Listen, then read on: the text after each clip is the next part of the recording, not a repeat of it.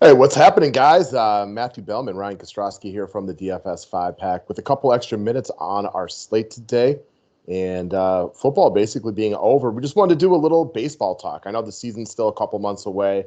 Guys like Bellman over here, though, very, very excited for the baseball season to begin.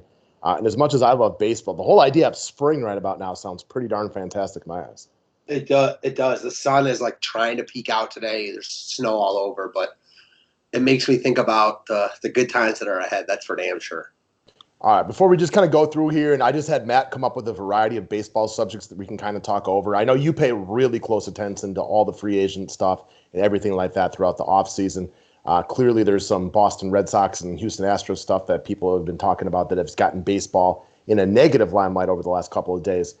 For us, though, we do a full season of baseball DFS available to the public right now for only $69. It's usually $99. We reward our customers who sign up early. So I'm going to give my man some credit over here. Multiple $50,000 wins over the last couple of years. It's all about going contrarian on GPPs within MLB. If you want to make real serious money, we're going to be here all season to try to help you. $69 gets you the full year. Every write-up, we do Wednesday and Thursday day baseball when applicable. We'd love to help you this season. Yeah, I'm pumped for baseball to start, as you know. I can't wait, man. Yeah, and I love baseball. That was always my first love playing, but I know you have like a whole different it's almost creepy in a way. It's like that show You on Netflix. That's you like watching the baseball season right now. I have not seen that show, but I'll take your word for it. Neither have I, but it's all about some creepy stalker, and that's you looking at the baseball season right now. So, subject matter, what do you got for us? I had to sneeze, so give me 1 second. I always get a little bit allergic to you whenever we start videos, it seems. All right, I'm back. So starting off, I think I want to start with the hot topic. Excuse me. Nolan Arenado. So he's been on and off the trade blocks this season. You know, just recently he was taken off the trade block, and he came out and said that he was very disappointed in the Rockies organization, feels very disrespected, not necessarily because he was on the trade block, but because they haven't made moves to improve their team.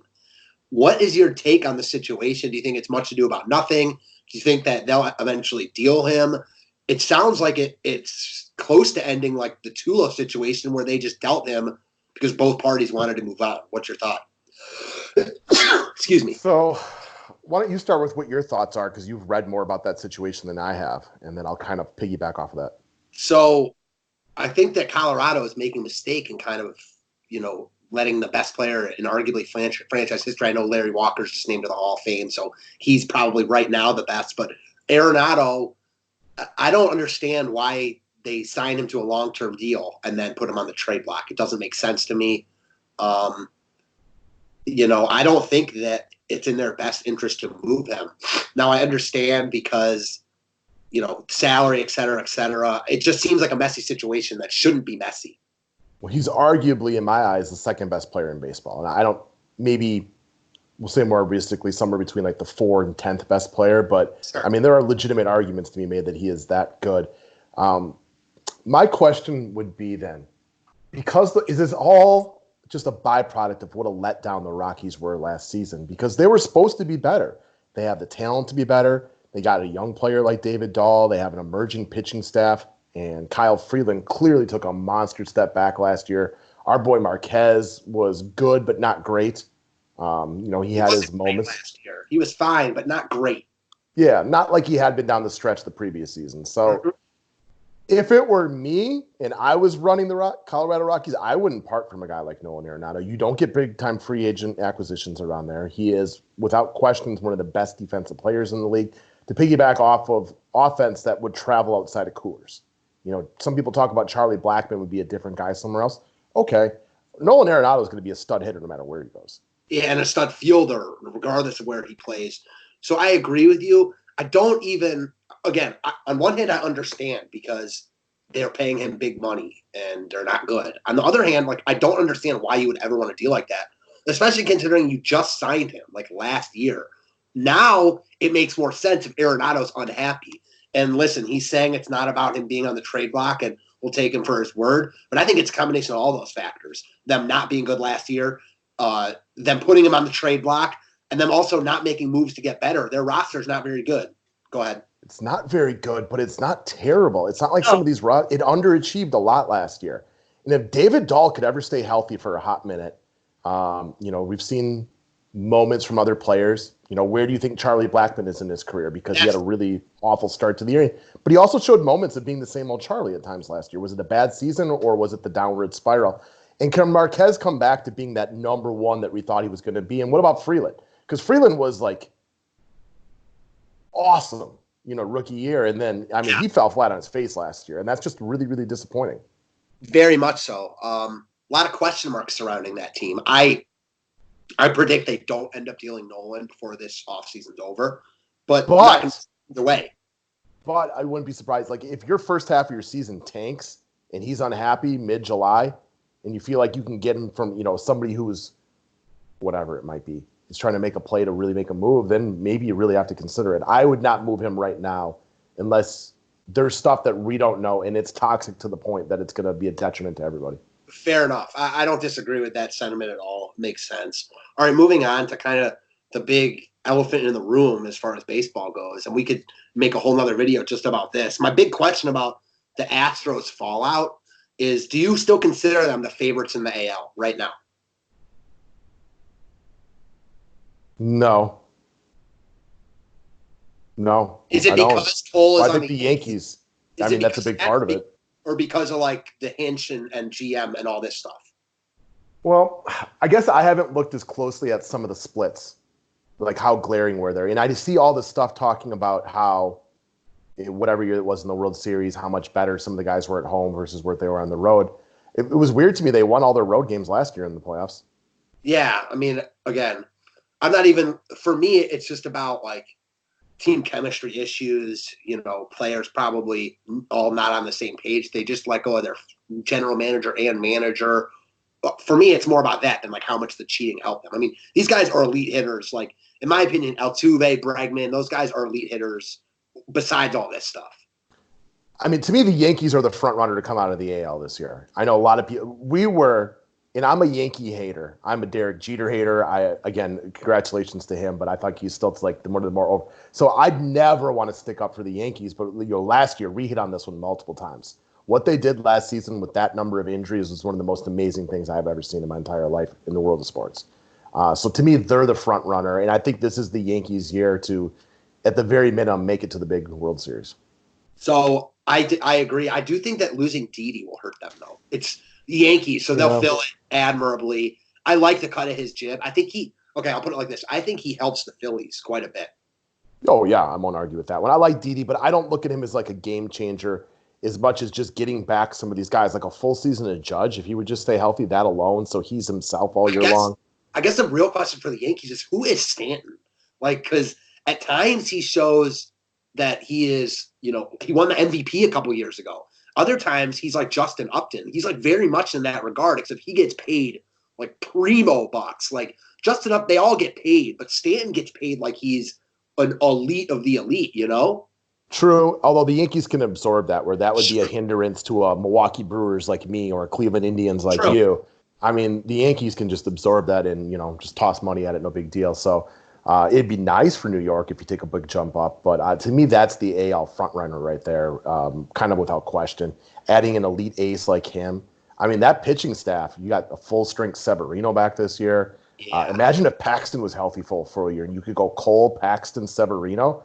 Like, you go from your pitching staff being an issue to arguably the top three right there. Throwing that bullpen with that offense, this is the kind of team that I'm not surprised if New York wins like 110 games this year. I know. And Gary Sanchez, I was just recently seeing pictures of him. It's like he looks like he has gotten himself in shape, which can only help matters there, Yeah, I hate the Yankees with a passion, but man, I fear them this year.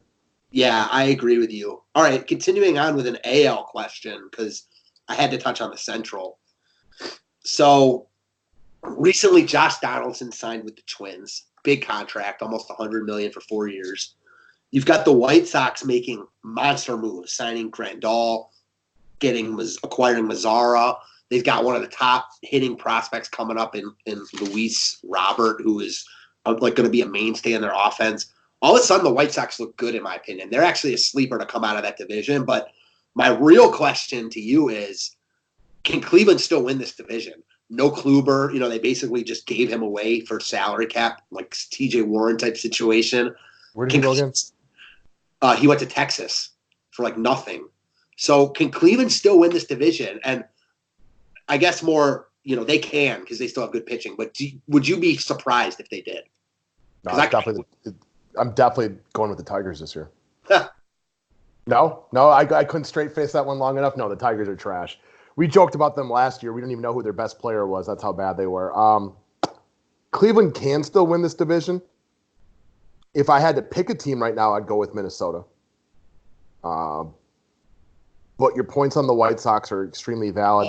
With the White Sox, you want to see it, right? I do, but also I think a guy like Dallas Keuchel, who's like almost like the anti-Giolito. Like Giolito's got better stuff, but Keuchel, I love the cut of his jib. I think that he really helps there. I really like I really like what the White Sox got going on. I think Moncada is becoming a stud. I think the Twins are probably the favorites to win it, but I think the White Sox have the best long-term future. Yeah, I'm on board with that. I like what the Twins have right now. I still feel like the White Sox got to show me something in the way of winning before I feel like I could buy into them. Now, usually I'm the one to jump on a train a little bit quicker by evaluating talent and the people on there and not thinking just because you did it last year, it's a big deal. But I can't even remember the last time the White Sox were good. So it's so difficult to wrap my mind around the idea of them being a playoff caliber team, even though there's no reason they couldn't be. They did win that World Series like 15 years ago. They were like good that stretch. They were like real good that year. 15 years ago? I don't see how that's going to help us right now with none of the same players. But yes, it's been a hot minute since the White Sox were competitive, right? Yes. Well, you made it seem like it's in like 50 years, and it wasn't that long ago. Well, 15 or 50 doesn't make a difference because none of the players are still on this team, right? True, but yes, I just wanted to make it clear there. All right. Are you going to throw out Paul Konerko as being the reason that the White Sox may do some damage this year? No, but there's a difference between, I can't remember the last time they were good, and like they were good like 15 years ago. Like, I don't know, for me. All right. Jermaine Dye has nothing to do with this season. This is true, although he was nice. You might as well go back to Carlton Fisk if you really want to. Okay, speaking of Donaldson kind of transitioning nicely. So Marcell Ozuna just signed a 1-year deal with the Braves. Do you think that the Braves are close, hovering to be the best team in that division? Do you think with, kind of replacing Donaldson with Ozuna, I assume that, what's his name? The young prospect that played last year that moved to right field, but he'll probably play third base. Austin. I know who you're thinking of, and I can't think of his name right now either. Okay. Do you think that the Donaldson to Ozuna is just lateral? Like, what's your take on the Braves this year? My take is, why is Marcell Ozuna not transitioning to the American League where he can play DH a little bit? Because he's such a liability out in the field with that. Going from a former Gold Glover to a guy who can't even throw anymore. Yeah, I'm not sure either. It seems like maybe he's comfortable in the NL East is what I gathered when he's signing. Is that his thing? He just wants to play for everybody in the NL East? Yeah, so right? We got to assume that next year that he is clearly going to make a move over to the Phillies, right? Mm-hmm. So it's Austin Riley. At least I got the first name. Thank you. Got that. So I wanted to say Austin Ryder, but I knew that wasn't right. I think Washington takes a step back this year. I think losing Rendon hurts them, which will transition to my next question. How could it not? Why wouldn't losing your best player, at least best offensive player, not hurt you? Well, they made it pretty far without Bryce Harper after losing him, and he's no. I said their best player, not their third best player. So yeah, I don't know. I think the Braves are a sleeper team to come out of the NL this year. I guess was kind of my main point, and I'm sure you could get on board with that. Absolutely, I like what the Braves have going. You got A's. I think Freddie Freeman is the most unspectacular superstar that there is, but all this guy does is hit, and he's a very steady, solid force in that lineup every single day you go out there. You got the young future Hall of Famer. I'll say it early. Acuna is all that in a bag of chips. So right there alone, that 1-2 punch is elite. I would like to see the pitching staff improve, though. That's my one issue with them. Yeah, like who is their number one right now? Exactly. And that's a big problem, I think, because they don't really have that guy. I like the Ozuna addition, but I don't think it's like anything drastic. They did sign Cole Hamels, which is fine. I guess like him and Keuchel is kind of a lateral move, though. Yeah. View those guys very similarly. I do think the NL East is, without question, one of the more competitive divisions in baseball, though, because it's one of the few divisions where you can make a really good case for multiple teams. Basically, anybody that's not the Marlins, even the Mets. Like, you feel like one of these days, like those pitchers will stay healthy and they will put together a season. Yeah, definitely. I'm with you. Like the Mets, name wise and talent wise, that's a good one to talk over. We'll say that for the next. Speaking of the Mets, like, what's up with Cespedes? I saw. Did you see that video? No, I didn't see the video, but the guy hasn't played in so long, and then you saw I saw the headline of how he got hurt.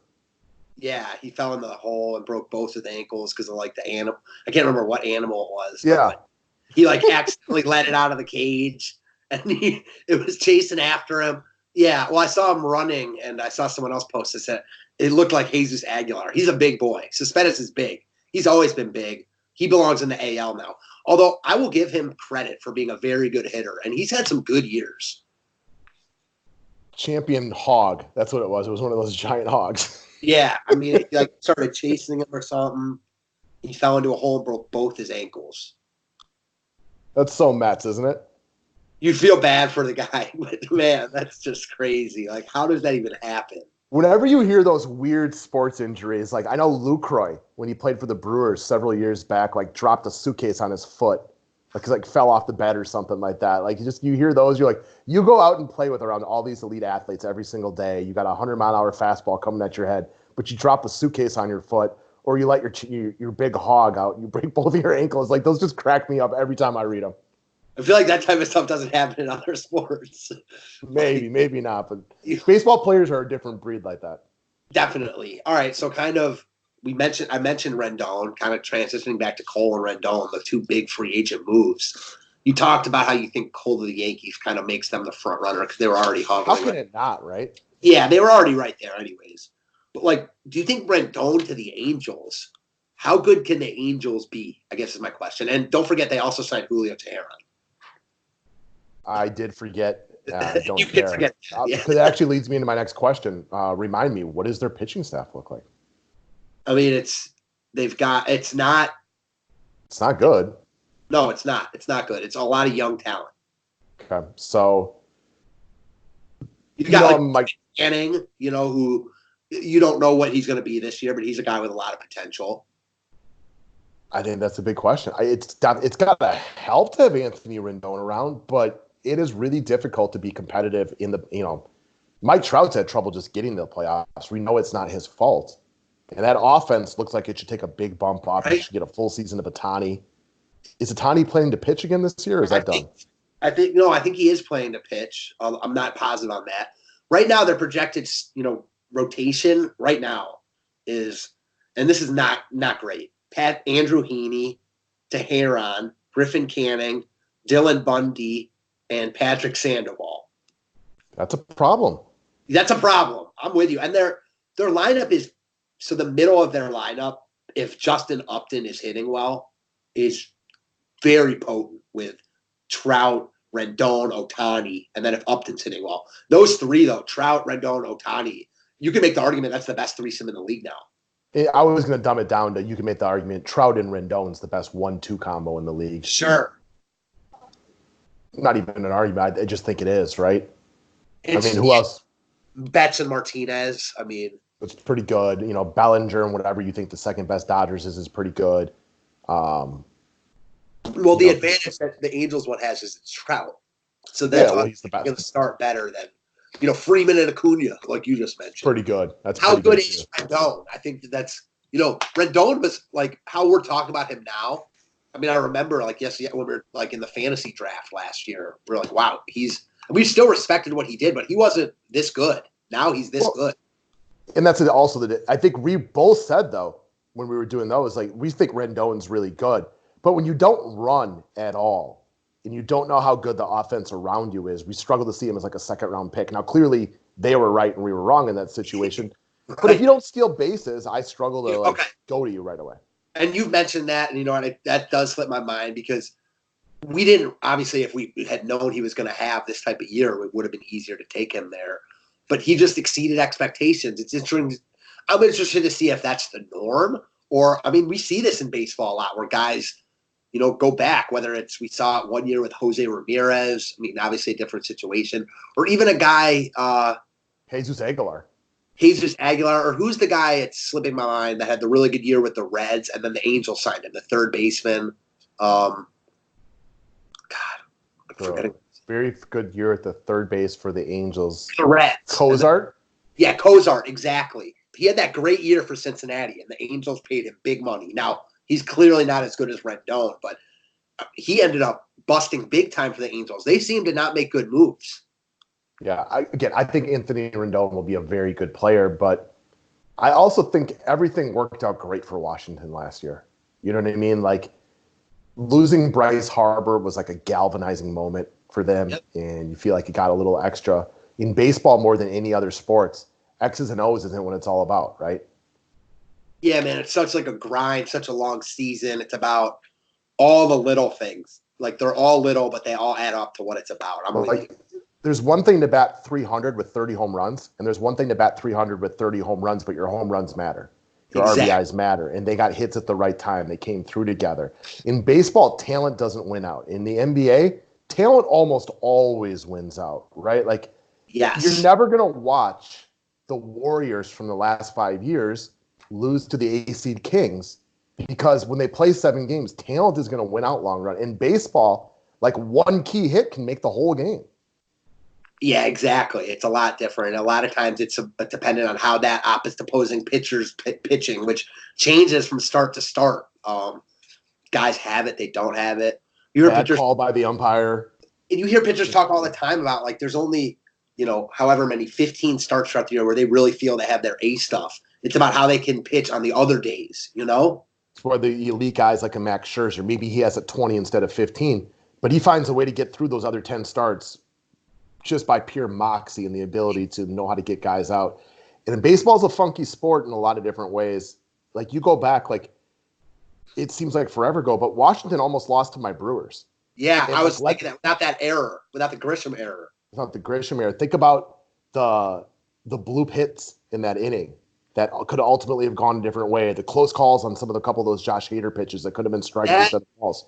That brings up another point that I think it's a shame, and I get it, and it's exciting for the whole baseball season to come down to one wild card game, because, like, we're just saying anything can happen in that one game. And I mean, I get why they do it, but it just seems, it just seems wrong in my opinion.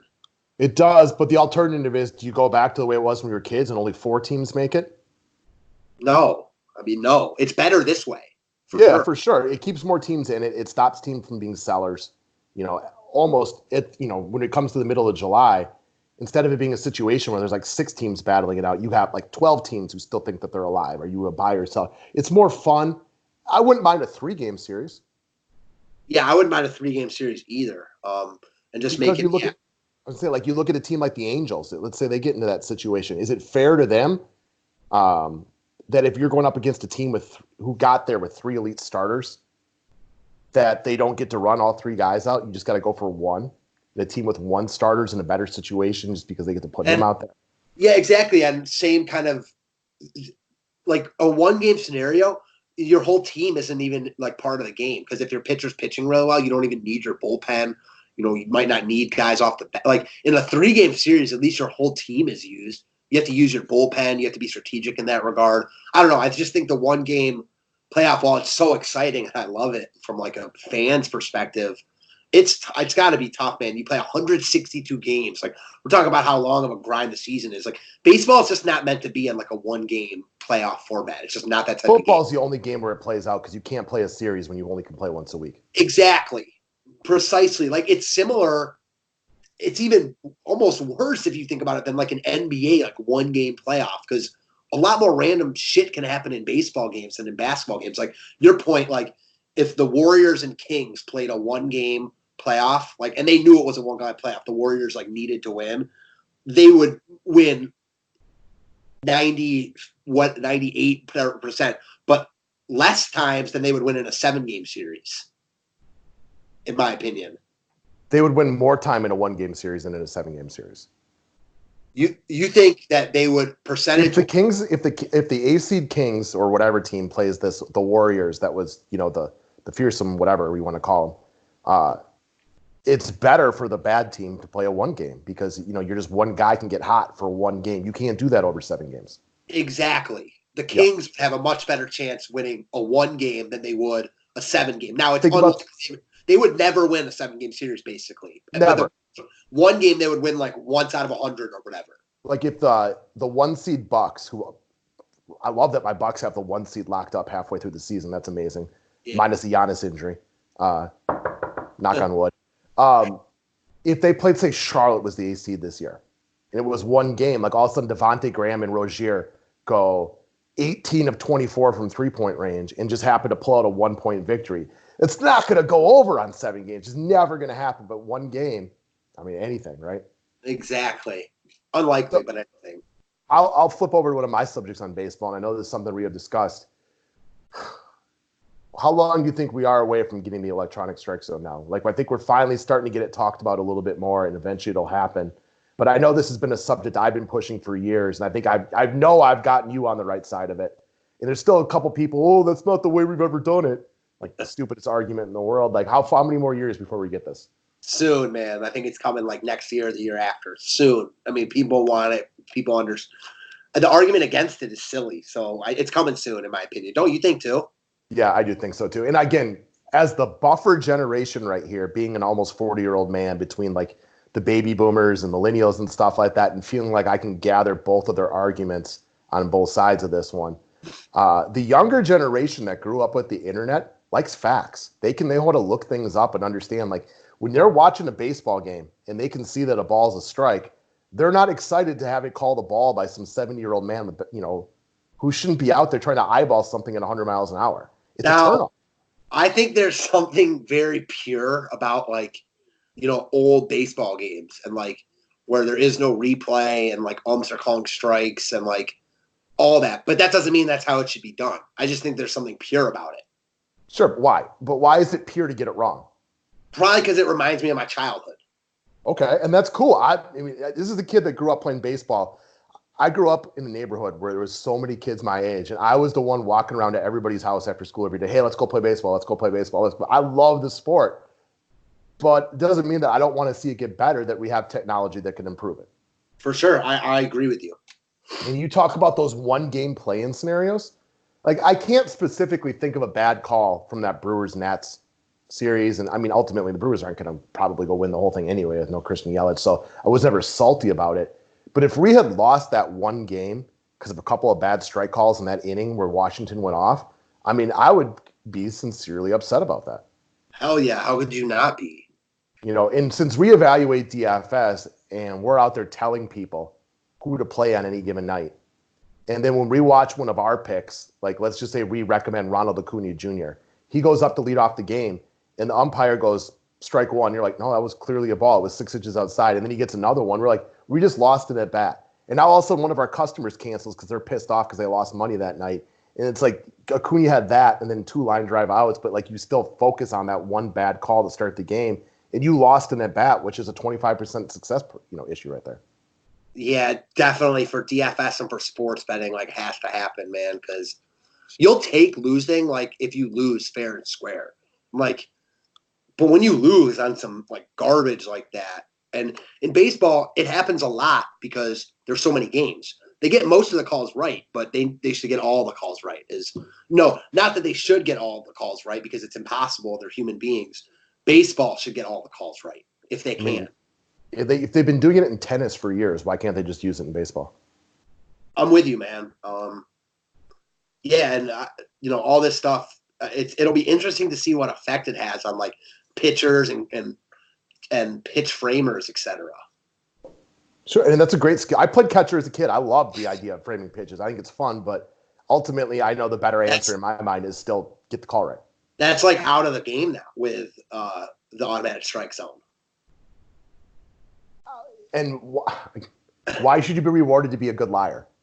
I'm not like it's just because it's been part of the game, and like you could say that like just that's different than saying because we did it forever. It's been part of the game. People have had to play like that forever. Is sure. The argument.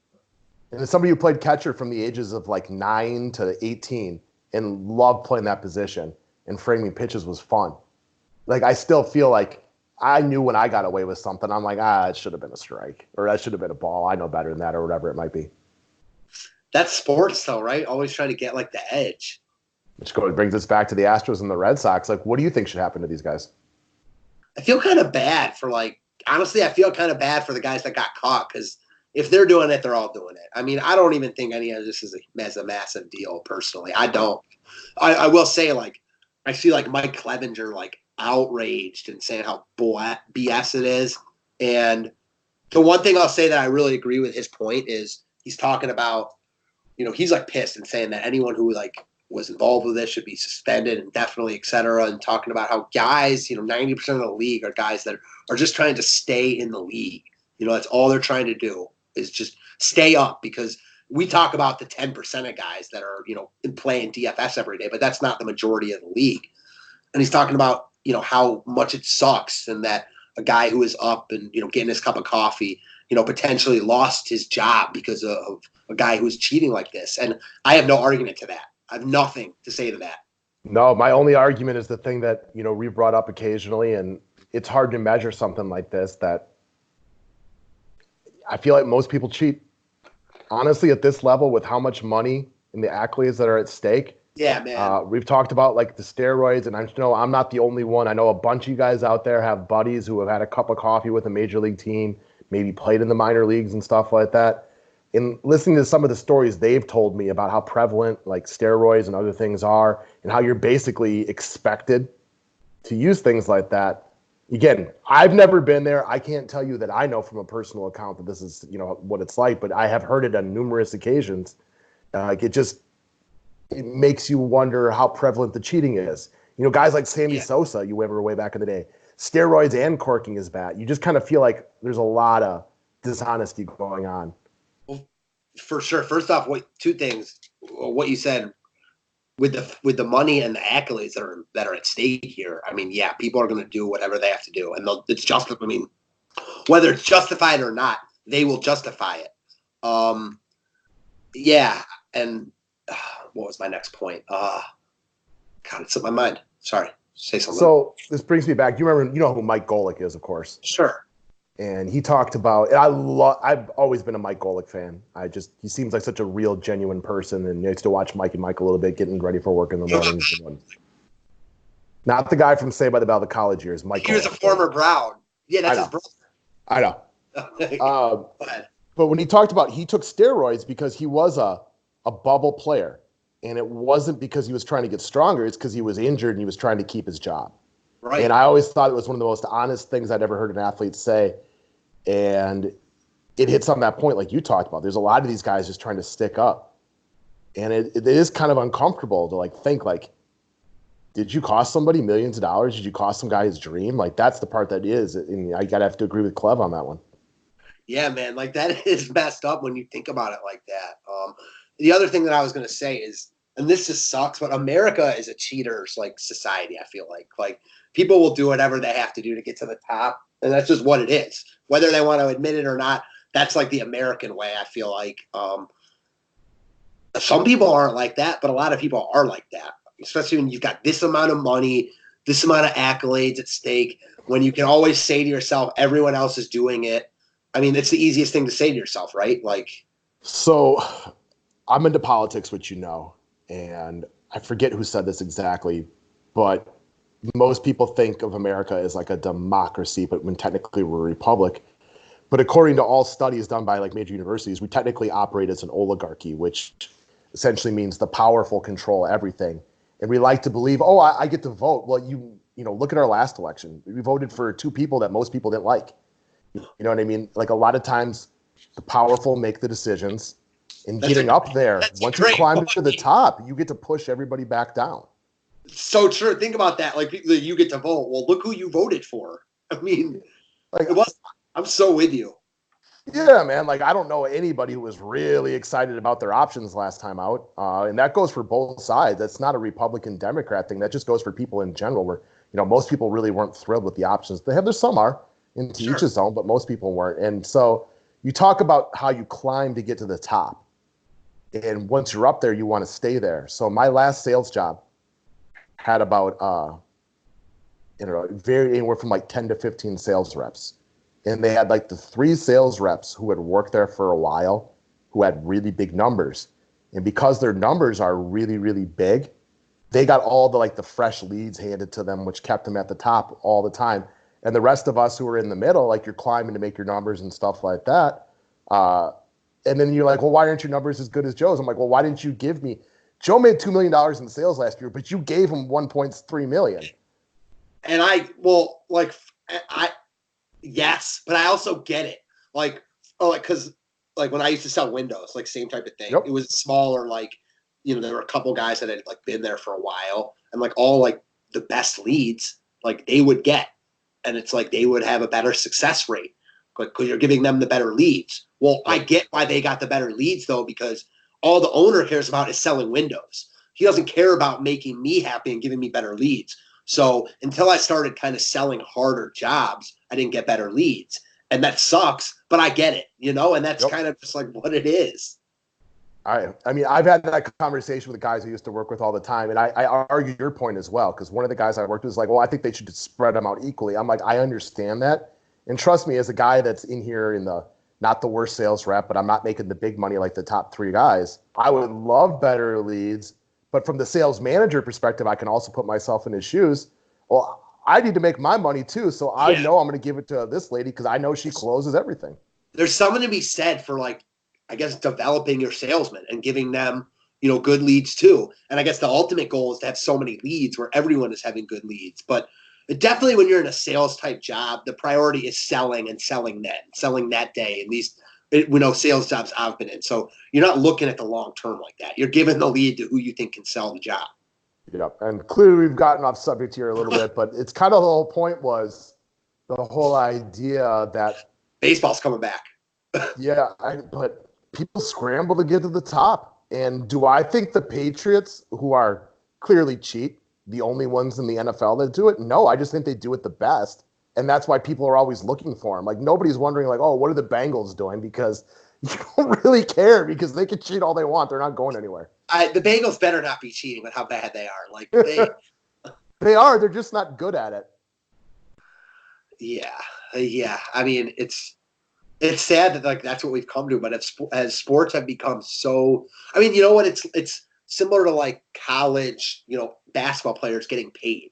They all get paid. You know what I mean? They all freaking get paid. Why wouldn't they get paid? And they should be getting paid. And one that gets caught is suspended for the year, and titles get taken away.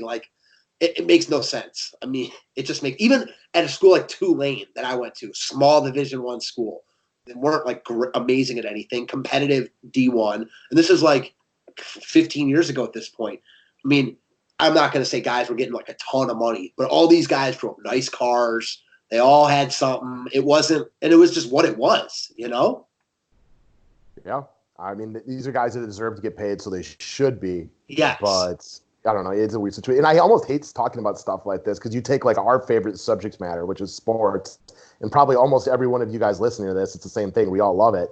But when you get into the gross side of it, and you could start talking about what people are doing to be at the top, the cover-ups, then you start getting into things we've seen some of the domestic violence issues and stuff like that gets covered up for the right people so that they can stay on the field. Right. And there is a lot of grossness behind the scenes that kind of sucks to talk about it because it takes you used the word pure earlier.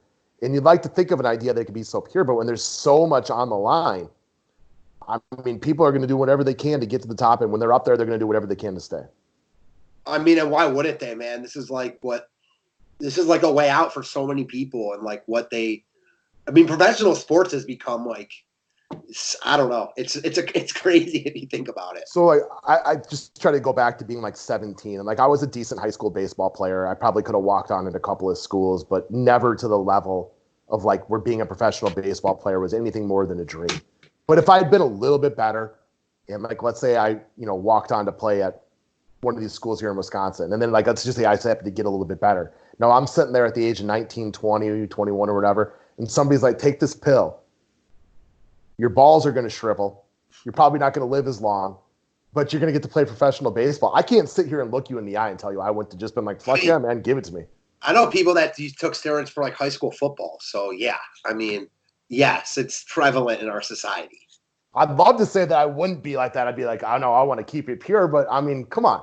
Like realistically, I think most people would, at the very minimum, consider it very closely. Yeah, how could you not, man? With like the money at stake. I mean, the money just itself, like the money. Yeah. You get to play a kid's game the rest of your life. Like that's your job, man. That'd be awesome. One contract, you're just set for life. You know, unless you blow it. But yeah, again, exactly. Should be. I don't know. I understand why it happens. Doesn't make it right, but there's a difference between understanding and excusing.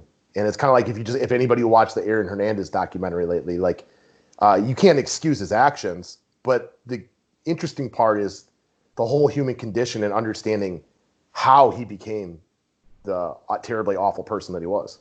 For sure. It's a nice like read into the mind, no doubt about it. Yeah, that stuff gets me excited. So for sure. Anyway. All right, well, we got to go break down some NBA for tonight. Thank you all for watching. We just wanted to get some baseball talk going for a little bit just to kind of get the juices flowing because it's coming in the next 2 months. Thanks, guys.